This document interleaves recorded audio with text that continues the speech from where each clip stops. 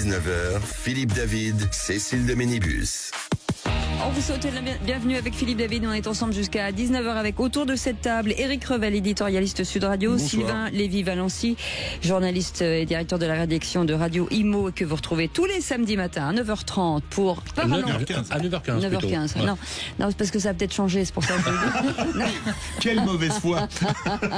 Parlons Imo, bien entendu, Philippe Bilger qui est avec nous.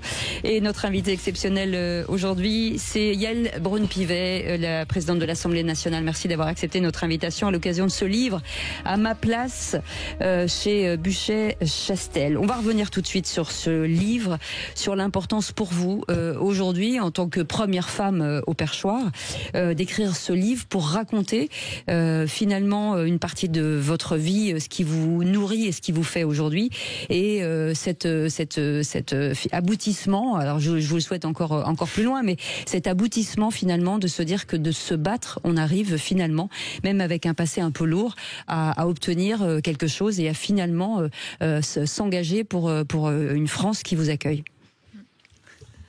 Bonsoir à tous, je suis ravie d'être avec vous. J'avais envie d'écrire ce livre pour déjà essayer de déconstruire l'image que les Français ont bien souvent des politiques. Dire que nous sommes des héritiers, des privilégiés, des ambitieux. Parfois, ils sont beaucoup plus sévères. Ils pensent même qu'on est corrompu, qu'on pense qu'à nous-mêmes, etc. Et je voulais, en racontant... Il y en a eu quand même. Il y en a eu, évidemment. Mais je voulais, en racontant cette histoire, mon histoire politique, mon histoire familiale, etc., déconstruire un peu ça, montrer que la politique, c'était déjà quelque chose de très beau. C'est l'engagement pour les autres, pour les Français, qu'elle n'appartient pas à une caste de privilégiés, mais qu'elle appartient aux citoyens, que chacun peut faire de la politique, qu'on n'est pas prédestiné à faire de la politique. Et c'est mon cas, c'est le cas c'est mon histoire. Et donc, je vais dire, finalement, c'est une ode aussi à l'engagement. Engagez-vous, ne vous laissez pas confisquer la politique par quelques-uns. La politique, ça appartient à tout le monde et chacun peut y trouver justement sa place. Oui. Philippe Bilger. Madame la Présidente, d'abord, je voudrais poser une question à la femme. Est-ce qu'au fond, aujourd'hui, la place de la femme est acquise en politique, mais est-ce qu'au fond, la femme qui a de l'ambition, c'est ça, pas le problème ? C'est une vraie bonne question. On se bat depuis des années pour que la femme ait une place en politique. En témoigne un certain nombre de lois qu'on a dû adopter pour justement forcer cette place.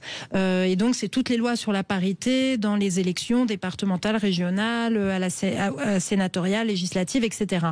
Cependant, effectivement, on voit bien que les femmes au plus haut niveau restent assez rares. Et donc, il faut qu'on s'interroge tous collectivement. À partir du moment où on représente 50% de la société, les femmes devraient toujours être autour d'une table décisionnelle, quelle que soit cette table, et occuper des fonctions de pouvoir. Il ne faut pas avoir peur d'avoir aussi de l'ambition. De l'ambition, c'est pas un gros mot, mais de l'ambition pour agir, pas pour occuper telle ou telle place. Et effectivement, aujourd'hui, on voit bien que sur toutes les fonctions régaliennes, par exemple, il n'y a que des hommes, que sur toutes les grandes institutions de notre République ne sont présidées que par des hommes. Je suis la seule femme à présider une grande institution de la République. Et ça n'est pas très normal en 2025. Donc on a encore une marche à franchir, clairement. Éric Revel. Alors, Yael Braun-Pivet, vous avez un atout fort, je trouve, c'est que... alors, on se connaît pas, hein, moi je peux le dire, enfin, on s'est croisés, on se connaît pas, on se fréquente pas. Moi, et pourtant, il gagne à être connu. Hein. Et je confirme. Ce qui frappe chez vous, c'est votre sincérité. Ça paraît évident. Alors, vous avez écrit un livre qui est sincère aussi. Vous parliez de la condition de la femme. Vous avez 5 enfants, je crois. Oui, tout à fait. Et dans votre vie, depuis la députation jusqu'au rang de ministre, puis à l'Assemblée nationale, vous avez eu affaire à des gens que vous citez dans le livre. Je pense à Stéphane Séjourné, je pense à Elisabeth Borne, je pense à Alexis Kohler, qui, à chaque fois que vous franchissez une étape, en gros, vous disent « Non, mais va plutôt t'occuper de tes enfants, ou donne-moi ta démission ». Elisabeth Borne vous demande votre démission. Elisabeth Borne me demande de ne pas aller briguer le perchoir, oui. Bon. Nous te demandons de démissionner. Comment est-ce que vous êtes parvenu finalement à vous imposer ? Parce que Elisabeth Borne était première ministre à l'époque. quand une première ministre vous demande de démissionner, normalement vous exécutez. Comment est-ce que vous passez les obstacles? Et puis je sais qu'à certains moments, comme je suis journaliste, à certains moments, ça a été très compliqué aussi avec le président Macron. Très compliqué. Mais même si vous écrivez une lettre en disant « formidable, vous êtes la première femme », bon, voilà. Comment est-ce qu'on passe par-dessus tout ça et à quel moment on doute? À quel moment on doute? J'ai envie de vous dire jamais ou tout le temps. Faut toujours douter, de toute façon. Faut toujours se poser des questions. Est-ce que ce que je fais, c'est bien? Est-ce que je prends la bonne décision? Et toujours peser le pour et le contre. Mais une fois que la décision est prise, j'avance. Je ne doute plus. Et donc, le doute, il ne doit pas vous empêcher d'agir. Il doit vous permettre de bien agir. Et une fois que vous avez décider quelque chose, il faut avancer et ne plus douter. Ce qui est mortifère, c'est le doute constant qui fait qu'à chaque fois, vous vous posez la question, est-ce que je fais bien, etc. Cette question-là, moi, je me la pose plus à partir du moment où j'ai pris une décision. Après, comment on fait pour tenir? Je crois que c'est quand on sait qu'on fait quelque chose qui est juste, quand on est en cohérence avec soi-même, avec ses valeurs, avec ses convictions. Et puis, vous savez, chaque postes que j'ai occupés, ce sont des postes que j'ai conquis par l'élection. Et donc, ça veut dire que je ne les ai pas conquis seule. Ça veut dire qu'à chaque fois, j'étais entourée de parlementaires, de députés qui m'ont aidé, qui ont porté ma candidature et qui ont voté pour moi en majorité. Et donc, en fait, loin d'être un chemin solitaire, c'est un chemin très collectif. Et ça donne beaucoup de force pour justement résister à certaines pressions. Quand vous êtes seul, c'est beaucoup plus difficile et je n'ai jamais été seule. Allez, on fait une pause, on revient dans quelques instants et on reviendra à votre histoire familiale parce que c'est important aussi et ça compte beaucoup dans votre parcours. 0826 300 300 si vous voulez poser des questions. Vous êtes bien entendu les bienvenus. On la garde jusqu'à 19h, 20h, 21h. Non, je plaisante, madame la présidente. Allez, à tout de suite. Sud Radio. Sud Radio. Parlons vrai. Parlons vrai. Sud Radio. Parlons vrai. Philippe David, Cécile de Ménibus. Soyez les bienvenus autour de cette table. Philippe Bilger, Sylvain Lévy, Valency et puis Éric Revel. Et notre invité exceptionnel ce soir, c'est Yael Braun-Pivet qui est avec nous jusqu'à 19h. À ma place, ce livre chez Buchet-Chastel. Voilà, un livre qui retrace plein de choses de chez vous et qui démarre justement sur votre vie privée et votre vie familiale qui raconte beaucoup de vous. Donc je voudrais que vous me racontiez juste un tout petit peu de vos grands-parents pour qu'on comprenne aujourd'hui votre trajectoire. Alors, mon grand-père est né en Pologne au début des années du XXe siècle, donc en 1905. Il était orphelin, donc il a émigré un peu en Europe de l'Est et arrive en France à la fin des années 20. Il s'installe à Nancy et il rencontrera là-bas ma grand-mère qui, elle, est une juive allemande qui est née à Munich et qui, avec sa famille, quitte Munich lorsqu'il y a les premières lois anti-juives et elle vient s'installer avec sa famille. Il quitte l'Allemagne avec une valise à la main et il s'installe à Nancy. Ils se rencontrent à Nancy. Mon grand-père est tailleur.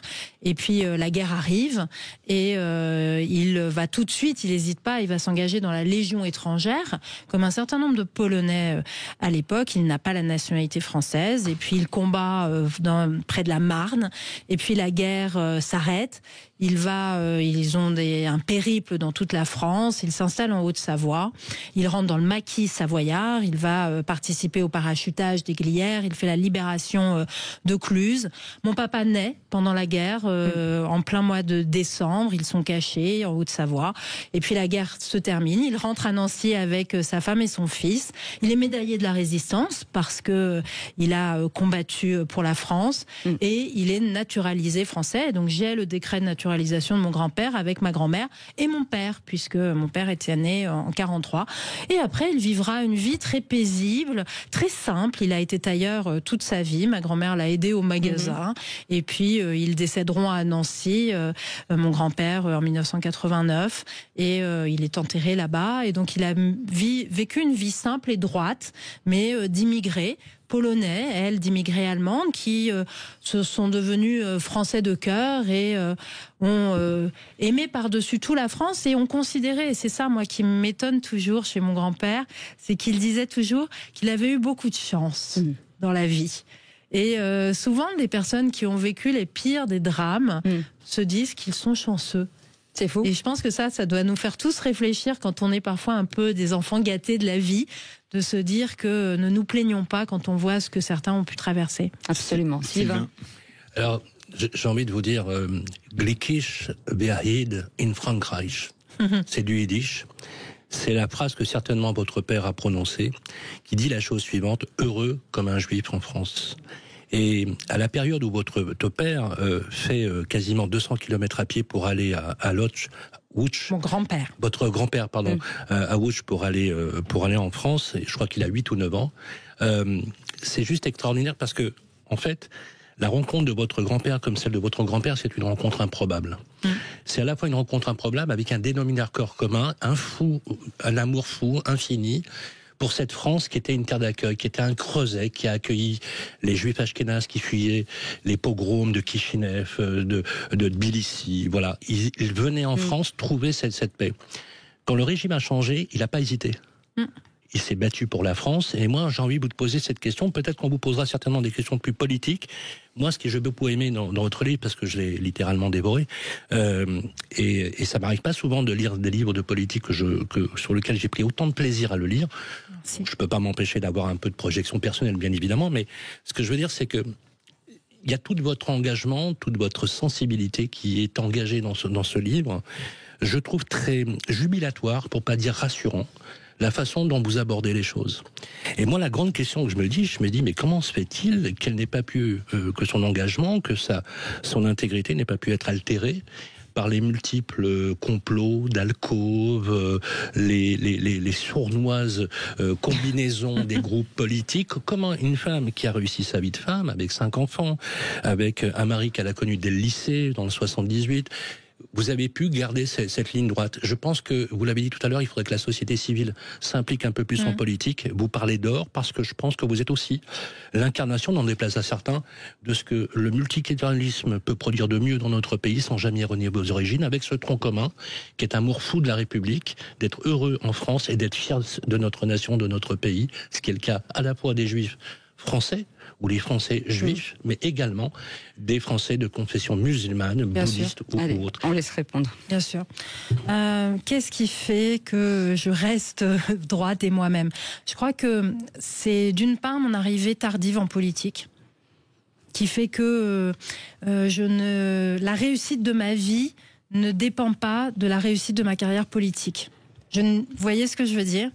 Et donc, je peux avoir cette liberté qui est que je refuse de me compromettre, et si je me compromettais, en fait, je préférais quitter la politique que de me compromettre, en fait.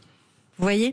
Et donc, ça me permet de rester moi-même et de rester très droite. Je ne suis pas prête à tout sacrifier pour réussir en politique. Après, j'ai de la chance, parce que j'ai une trajectoire politique de réussite, donc qui me permet d'agir, qui me permet de me sentir très utile.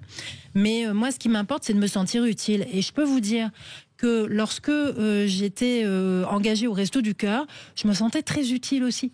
Et ça me suffisait, et ça suffisait à mon bonheur. Donc en fait, vous voyez, la réussite de ma vie ne passe pas nécessairement par la politique, et c'est ça qui me rend libre et qui me permet de rester droite. Allez, vous restez avec nous, on fait une petite pause, on revient dans quelques instants, et vos questions au 0826 300 300, ça commence déjà à sonner. Brigitte de l'Essonne qui sera avec nous dans quelques instants. Soyez les bienvenus, à tout de suite. Sud Radio. Sud Radio. Parlons vrai. Parlons vrai. Sud Radio. Parlons vrai. Philippe David, Cécile de Ménibus. Et autour de cette table, autour de Yael Braun-Pivet, présidente de l'Assemblée nationale, avec ce livre « À ma place » chez Buchet-Chastel, que on vous incite à acheter, parce que c'est toujours très intéressant d'avoir, on est quand même une personnalité importante, et dedans se joue quand même tellement enfin c'est un théâtre quand même, la politique. C'est là qu'on se rend compte que c'est toujours très compliqué. Vous aviez une question, Philippe Bilger, sur le titre. En effet, je trouve que le titre très, très fin. Ah oui. Et c'est capital, un titre. Et j'aimerais votre avis là-dessus, Madame la Présidente. C'est un titre qui ménage le futur en disant je suis à ma place, mais ça veut pas dire que je vais y demeurer toute ma vie.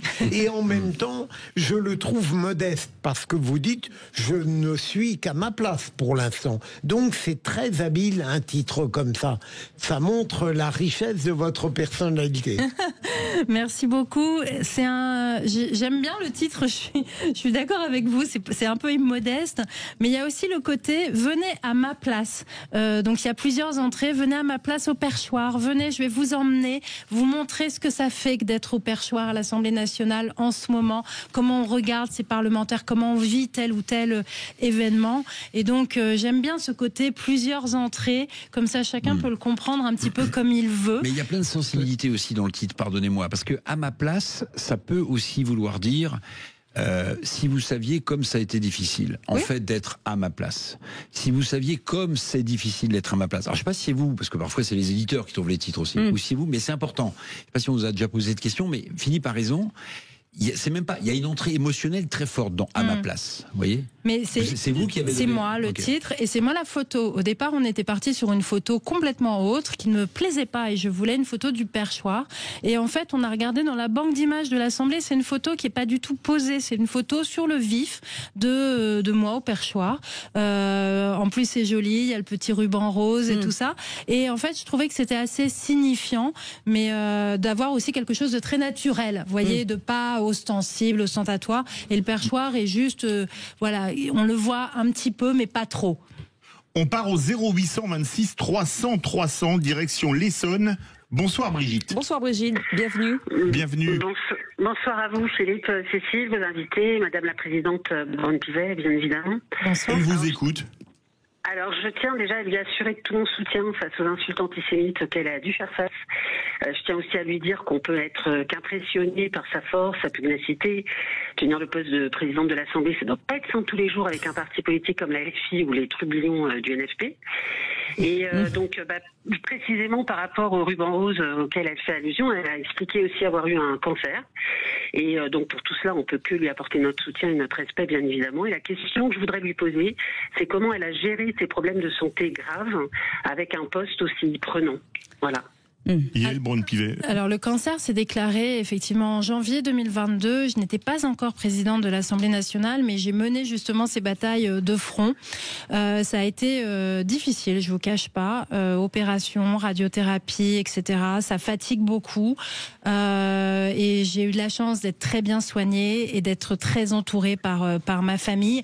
Mais j'ai eu des moments de désespoir. J'ai beaucoup pleuré parce que ça fait peur, le cancer. C'est clair. Et c'est très angoissant, mais voilà, la force de ma famille et puis peut-être aussi vous voyez le bouquet de fleurs de mon fils, mais aussi le fait les combats politiques que j'ai menés en même temps. En fait, ils m'ont donné de la force parce que quand vous menez des combats, finalement, vous vous dites que vous pouvez pas flancher parce que vous avez quelque chose à faire qui vous dépasse. Et ce que je faisais, être candidate aux législatives, devenir ministre, devenir la première femme présidente de l'Assemblée nationale, je crois que ça m'a donné beaucoup de force et que ça m'a aidée. Et c'est pour ça aussi que je défends beaucoup l'inclusion professionnelle des personnes qui sont atteintes de maladies graves, parce que le fait d'être entouré, d'avoir un sens à sa vie, d'avoir la capacité d'avoir une activité, ça aide pour pouvoir affronter la maladie. Le pire, c'est d'être seul, isolé, reclus chez soi. Et donc, il faut, après, en fonction de chaque situation, pouvoir adapter tout cela. Mais en tout cas, moi, ça m'a donné beaucoup de force, en fait, de pouvoir mener tous ces combats de front. Vous avez raison. La fin de l'activité professionnelle, c'est terrible. Ah, c'est atroce. Yael Braun-Pivet, je voudrais rebondir sur ce qu'a dit Brigitte quand elle parlait des trublions dans l'hémicycle. Quand on vous voit sur le perchoir, désolé, je vais parler devant Éric Revel, qui a été un excellent joueur de tennis, j'ai l'impression que vous êtes sur une chaise d'arbitre avec 30 John McEnroe à gérer, qui n'était pas le joueur le plus facile. Est-ce que c'est pas un peu fatigant au bout d'un moment? C'est fatigant, parfois même j'ai honte parce que les Français me le disent que cette assemblée turbulente, c'est parfois elle les glace en fait. Mais à chaque fois je me dis que chaque député est là par la volonté du peuple, que les Français les ont élus, que les Français ont élu parfois des députés qui sont radicaux, qui portent des idées radicales, qui ont décidé de les porter de façon radicale, et que dans une démocratie, on a le droit de faire cela. Et donc moi, mon objectif, c'est de faire en sorte que l'Assemblée nationale fonctionne, que tout le monde respecte les règles. Et encore, la semaine dernière, on a sanctionné deux députés. Avec la sanction la plus lourde qui existe dans notre règlement. Et donc je suis intransigeante, mais en même temps, je pense toujours que cette Assemblée est le résultat de la volonté du peuple et que ma mission, c'est de respecter la volonté des Français qui ont voulu cette Assemblée. Madame Brune-Pivet, on va profiter de votre présence aussi pour aborder un peu l'actualité et la politique. Alors hier, il y a eu précisément une commission d'enquête. Pendant 5 heures, le Premier ministre a répondu au scandale dramatique et affaire de ce collège catholique. Est-ce que vous pensez, au-delà de ce qu'on pourra dire sur le Premier ministre et la façon dont il est rentré dans cette commission d'enquête, est-ce que vous pensez que ce type de commission d'enquête, avec le brouhaha qu'il y avait autour, avec, me semble-t-il, pardonnez-moi, une présidente de cette commission d'enquête qui me semblait pas extrêmement à la hauteur. Est-ce que ce type de commission d'enquête qui donne l'impression qu'on est devant un tribunal populaire sans avocat, alors que le débat est filmé, ce qui n'est pas le cas pour un procès, est-ce qu'il ne faudrait pas revoir un peu la mécanique de ces commissions d'enquête ? C'est compliqué. C'est important, les commissions d'enquête, parce que c'est vraiment le contrôle qu'exerce le Parlement sur l'action des pouvoirs publics. Et donc ça, c'est vital dans une démocratie. Après, le champ de la commission d'enquête en cause, il est très large. C'est vraiment les contrôles que les pouvoirs publics font sur les établissements privés. Et donc l'affaire Betaram, finalement, est censée n'être qu'un bout de cette commission d'enquête. Et malheureusement, justement, une chasse au Bayrou d'ouverte, violente. Oui, qui, je crois, n'est pas complètement dans le champ de la commission d'enquête. Voilà. L'idée, on a vu hier, et c'est pour ça qu'on était un peu mal à l'aise, c'était vraiment l'idée d'aller chercher François Bayrou, actuel Premier ministre, plutôt que de vraiment s'interroger sur la défaillance des pouvoirs publics, d'une façon générale, sur des dizaines d'années, sur des dizaines d'établissements scolaires, parce que c'est ça le cœur du sujet, et c'est là-dessus que la commission d'enquête devrait se concentrer, plutôt que d'aller chercher une responsabilité du Premier ministre. Donc après, voilà, c'est la liberté des parlementaires, c'est la liberté de la présidente de la commission, des parlementaires qui ont été nommés, et ça, vous voyez bien qu'on ne peut pas avoir d'influence là-dessus, et c'est normal aussi dans une démocratie. Il n'y a pas de pouvoir hiérarchique. Il faut pas revoir le fonctionnement pour vous, il ne faut pas essayer d'améliorer un peu les choses. Alors, on pourrait les améliorer, mais si vous les améliorez, vous restreignez nécessairement cette liberté dont je vous parle, qui est précieuse dans une démocratie. Donc il faut faire attention à ce que l'on fait, parce que ça peut très vite avoir des effets pervers, et donc prenons garde. La commission d'enquête, moi je l'avais vécu, j'avais présidé la commission d'enquête Benalla. J'avais vu ce que c'est en fait une commission qui est très connectée à l'actualité brûlante. Ça marche pas bien. Une commission d'enquête, elle a besoin de pouvoir s'extraire de l'actualité, de pouvoir s'extraire de la fureur, de la pulsion. On doit prendre de la hauteur, on doit prendre de la distance. C'est vrai que là, c'est difficile, c'est compliqué un peu d'avoir un procès politique. Certains voulaient la tête du Premier ministre, voire de son gouvernement. De toute évidence. De toute évidence, certains instrumentalisent cette affaire pour avoir un profit politique. C'est triste pour le Parlement, mais c'est surtout triste pour les victimes de ces affaires-là, qui sont atroces. Sylvain Lévy-Valency. Oui, vous le dites d'ailleurs dans la page 207 de votre livre, vous dites notre démocratie brûle et nous regardons ailleurs. Vous avez emprunté d'ailleurs cette phrase à Jacques Chirac au 4e sommet de la Terre à Johannesburg en 2002. Alors, on a décidé d'être très sympa avec vous, donc on n'a aucune difficulté. Nous sommes normaux. On sert ce roi. On aime beaucoup votre livre. Moi, vous l'avez dit, c'est une véritable honte, les spectacles que nous voyons à l'Assemblée avec certains comportements de certains députés. Je me rappelle d'avoir assisté à une scène absolument pathétique avec le député Sébastien Delogu, que vous avez d'ailleurs apostrophé, puisque vous avez battu le record des sanctions en tant que président de l'Assemblée, et vous avez également battu le record des commissions d'enquête, bien évidemment, et ça révèle quelque chose, effectivement. Dans cette phrase, vous dites « nos démocraties brûlent », parce qu'en fait, on a l'impression, et c'est une question, qu'on touche aux limites de ce qu'on peut exprimer dans le pouvoir démocratique. Pouvons-nous tous exprimer dans une démocratie, alors précisément qu'on a élu des QI négatifs parfois dans certains pays. Quand je vois qu'un Sébastien Delegui ou une Ercilia Soudé, par exemple, méconnaît sa propre histoire, étant un député de la nation, il n'y a qu'une chose qu'on peut constater, c'est le désarroi qu'on peut avoir face à tout cela. Cette facilité, en fait, elle est déconcertante. Comment vous arrivez, parce que vous dites, je suis transpartisane, je travaille le compromis, on peut comprendre, c'est tout l'apanage de la démocratie, mais y a-t-il pas une limite dans tout cela, vu le contexte actuel ?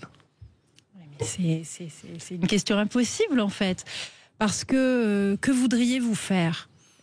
Est-ce qu'on va faire le tri des députés en fonction de leur niveau d'instruction, en fonction de leur capacité à poser des arguments, à vouloir travailler ensemble? Non, on est dans une démocratie. Les députés, les citoyens ont le droit de se présenter à une élection. Il n'y a d'autres filtres que l'âge, la nationalité et la moralité. Nous avons les députés qu'on mérite. Donc, oui. Eh bien oui, et c'est à nous de faire fonctionner cette démocratie telle qu'elle est. Nous avons les députés qui sont élus par les Français et chacun est aussi légitime à porter la voix des Français. Chaque bulletin de vote a la même valeur, ne vous en déplaise, et il n'y a pas d'électeurs de qualité et de députés de qualité. Il y a des électeurs et des députés, et moi mon job c'est de faire fonctionner tout ça.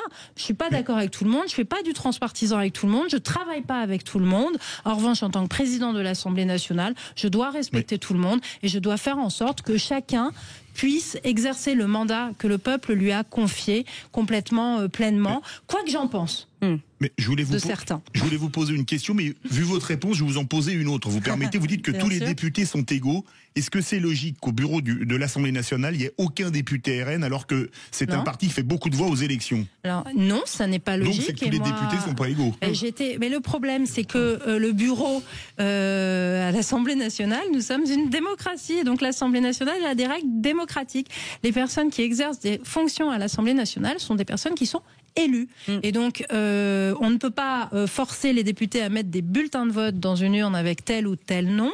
Et il a été choisi par une majorité de députés de ne pas voter pour des représentants Rassemblement national. Si nous voulions avoir un bureau, et moi je crois, et je plaide pour cela, avoir un bureau qui représente l'intégralité de l'Assemblée nationale, donc avec tous les partis, parce que vous parlez du Rassemblement national, mais il y a aussi le groupe MoDem, le groupe démocrate n'a pas de représentants au bureau. C'est pas normal non plus, mais il faudrait changer les règles du bureau pour ne plus avoir de vote finalement, mais pour avoir une représentation proportionnelle à chaque groupe. Au bureau, à chaque groupe. Mais ça, c'est un changement de fonctionnement, sachant, et ça c'est important, c'est qu'autant moi j'ai deux organes à l'Assemblée nationale qui sont des organes de direction, la conférence des présidents et le bureau. En conférence des présidents, chacun pèse en fonction du nombre de voix des membres de son groupe. Donc Marine Le Pen est celle dont la voix finalement pèse le plus en conférence des présidents, puisque c'est elle qui a le nombre de députés le plus important. Au bureau, une personne, une voix. J'ai 22 membres. J'ai une voix, moi, en tant que président de l'Assemblée nationale, et chaque membre du bureau a une voix. Donc, en fait, si on imposait la stricte proportionnelle, on déséquilibrerait aussi les équilibres du bureau. Donc, vous voyez, c'est pas très simple, mais en tout cas, je suis d'accord sur l'objectif. Chacun à l'Assemblée doit pouvoir avoir un juste droit à la parole, et donc, le Rassemblement national et le groupe démocrate devraient être représentés au bureau.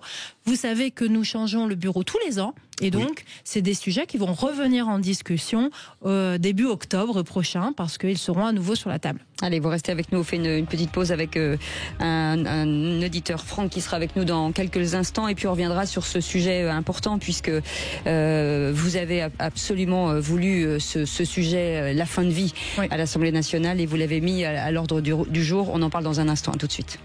Sud Radio, c'est votre opinion qui compte. Je vous félicite pour vos émissions. C'est toujours un plaisir. Je déguste votre émission. Radio, 17h-19h, Philippe David, Cécile de Ménibus.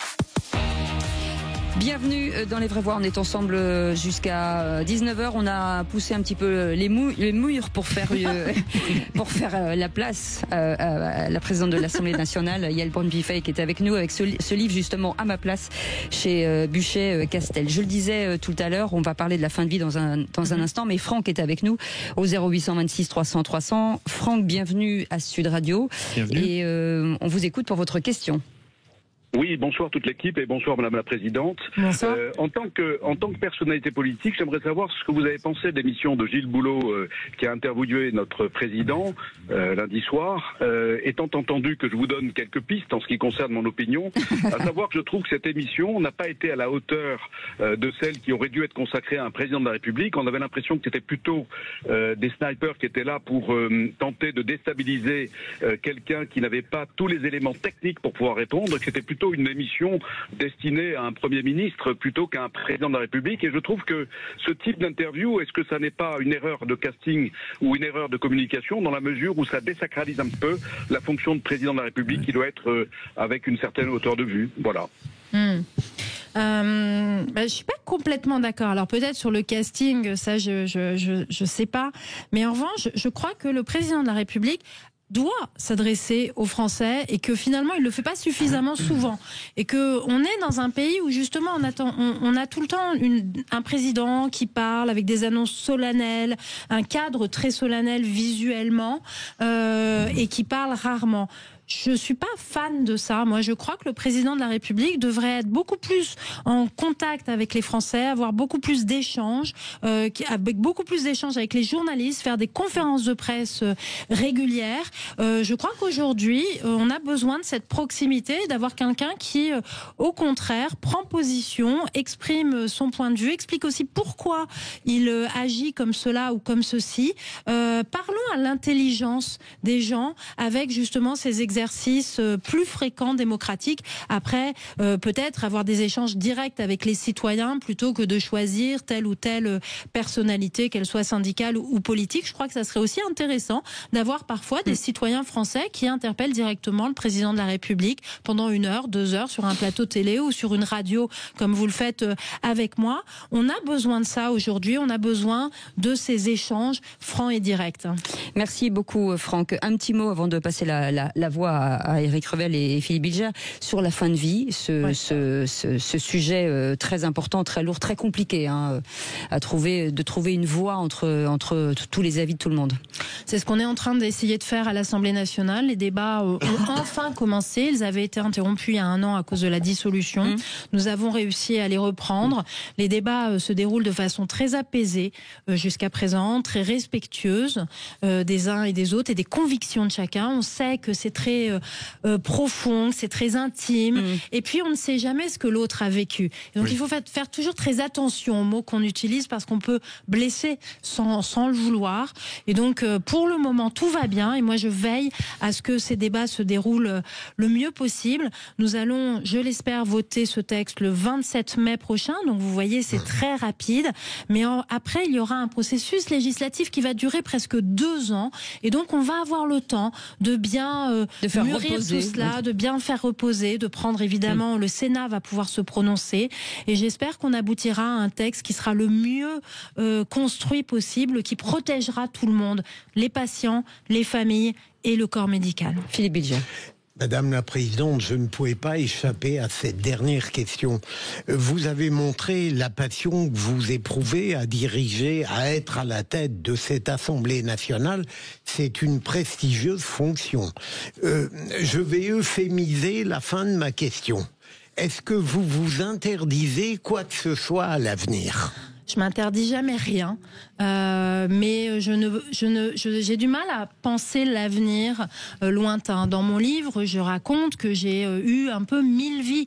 Et en fait, 1000 vies qui m'ont comblée. Et je ne m'étais jamais imaginée comme une mère de famille nombreuse épanouie. Et pourtant, je l'ai été. Je m'étais jamais imaginée responsable d'un centre de Restos du Cœur. Et pourtant, je l'ai été.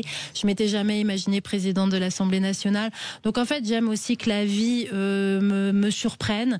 Et donc, je ne m'interdis n'interdis rien, mais je ne me projette pas sur demain, parce que je sais aussi qu'aujourd'hui j'ai beaucoup à faire et que les Français attendent de nous qu'on agisse aujourd'hui et pas qu'on se projette sur les années à venir de façon personnelle. Éric Revel. Les surprises suprêmes, vous ne les éludez pas concrètement. J'élude rien du tout. Un mot quand même sur la prestation du président de la République. Pardonnez-moi de revenir dessus. Là, vous faisiez de la politique. Hein. Là, je vous ai trouvé moins sincère sur votre explication qu'au début. Mais je vais vous poser une question. Il a accepté ce format. Ce qui était énorme, si vous voulez, c'est qu'on n'avait plus l'impression qu'il était chef de l'État. Vous savez, il y a là une phrase, très belle phrase de François Mitterrand qui dit « L'autorité est un mystère et le mystère est une distance ». Eh bien, ce soir-là, il n'y avait plus de mystère et il n'y avait pas de distance. Et il était comme un boxeur sous les coups, et ça m'a frappé, c'est la première fois que je le vois. Est-ce qu'en fait, on n'est pas en train de vivre le crépuscule politique d'Emmanuel Macron? Je suis pas d'accord. Je pense qu'on a encore 2 ans d'action, on a encore 2 ans pour agir pour les Français, et le président, moi, je l'ai vu dans cette logique-là. Après, la distance, là non plus, je suis pas d'accord. On est responsable politique, mais on doit être proche des gens. Si vous n'êtes pas proche des gens, faites pas de la politique, passez votre chemin. La politique, c'est l'amour des gens. La politique, c'est la proximité, c'est vouloir les servir, et donc être avec les gens, à côté des gens, être à disposition pour pouvoir leur répondre. Je crois que c'est ça l'essence de la politique. Merci beaucoup, Yael Braun-Pivet, à ma place chez Buchet-Castel. Merci beaucoup d'avoir accepté notre invitation. Vous restez avec nous dans un instant, on va parler d'automobile, c'est un autre sujet. Oui. Ça va peut-être nous mener loin, Philippe David, je ne sais pas. C'est les vraies voix qui font rouler la France. Alors on va parler d'automobile et de mobilité, pas que, on va parler notamment de la concurrence dans le ferroviaire avec la SNCF qui maintenant a d'autres entreprises comme Trenitalia qui arrivent. On aura bien évidemment, on retrouvera Sud Radio Station Multiservice, on parlera de Robert Laure, grand industriel du camion qui nous a quittés très récemment, et tout le menu c'est jusqu'à 19h. Soyez les bienvenus, on revient dans un instant.